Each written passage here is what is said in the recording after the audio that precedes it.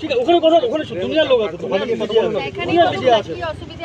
তবে আমি বলছি ওখানে দুনিয়ার মিডিয়া আছে। মিডিয়ার জন্য আগ্রহ নেই। না না ঠিক আছে, ঠিক আছে চলে একটু যদি কোঅপারেট করেন আপনি। স্বাস্থ্য ভবনে গেট ছেড়ে আমরা এগোবো কেন দিদি? দিদি আমরা এগোবো কেন? কি কারণ কি?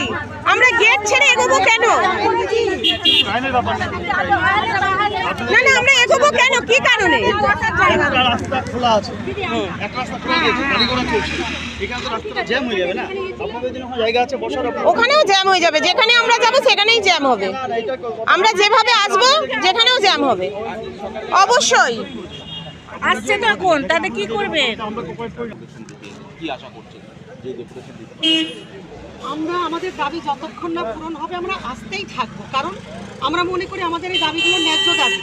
আর আমাদের এই দাবিগুলো ওনারা কখনো অস্বীকার করেননি, ওনারা বলেছেন হ্যাঁ আমরা দেখছি দিয়ে তো হবে না, প্রতিটা কাজের অর্ডার বের করতে হবে এবং প্রতিটা বরাদ্দের অর্ডার বের করতে হবে। আর আমাদের 15,000 টাকার দাবি ছিল, সেই দাবি মানা হয়নি, সেটা উপেক্ষিত হয়েছে। ফলে অন্তর্বর্তীকালীন বাজেট সেটা বলা হয়েছে, কিন্তু আমরা কিসের অন্তর্বর্তী, আমাদের কাজ তো আর ওরকম অন্তর্বর্তীকালীন কোনো কাজ হয় না। আমাদের কাজ সবসময় কাজ এবং অতিরিক্ত বহু কাজ করানো হয়। ফলে আমরা এই দাবি আজকেও 15,000 টাকা প্রথম দাবি আমাদের আছে, ভাতা দিতে হবে। এই দাবি আজকে আমরা আবারও জানাবো।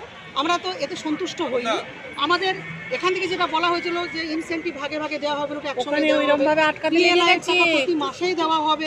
করোনা আক্রান্ত যারা 1 লক্ষ টাকা যাদের দেওয়ার কথা ছিল সেটা দেওয়া হয়নি, সেটা দিতে হবে।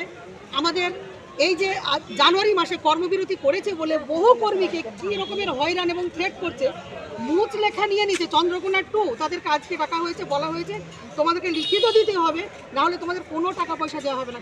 এটা কি অরাজকতা, তারা কি অপরাধ করেছে? তারা তো দাবি করেছে, মুছ লেখা চাইছে, হ্যাঁ মুচ লেখা এবং লিখিত নিয়েছে যে আমরা কোনোদিন ইউনিয়ন করবো না, আমরা কোনোদিন আন্দোলন করবো না। মানে তারা হচ্ছে রাজনৈতিকভাবে ওদেরকে তারা কমিটেড করাতে চাইছে কিংবা হয়রান করতে চাইছে। আমরা মনে করি লিখিতটা চাইছে, লিখিত বিওমেজ চাইছে এবং বিওমেজকে ইন্ধন দিচ্ছে ওখানে রাজনৈতিক শাসক দলের লোকজনেরা, ওখানে ইন্ধন দিচ্ছে যে কোনোভাবে এদেরকে কাজে ঢুকতে দেওয়া হবে না, এদের টাকা এবং টাকা কেটেও নেওয়া হয়, বেপরোয়াভাবে টাকা কেটে নেওয়া। ফলে এগুলো তো আমাদের আজকে স্বাস্থ্য ভবনে জানাতেই হবে। ফলে আমাদের এছাড়াও যে মানে বৈষম্য করছে এই জানুয়ারি মাসের, তারা তো কাজ থেকে অবসর নেয়নি, তাদেরকে তো চাকরি থেকে বসিয়ে দেওয়া হয়নি কাজ থেকে। তাহলে জানুয়ারি মাসের সে কিছু জনকে টাকা দেওয়া হয়েছে, কিছু জনকে ফিক্স দেওয়া হয়নি।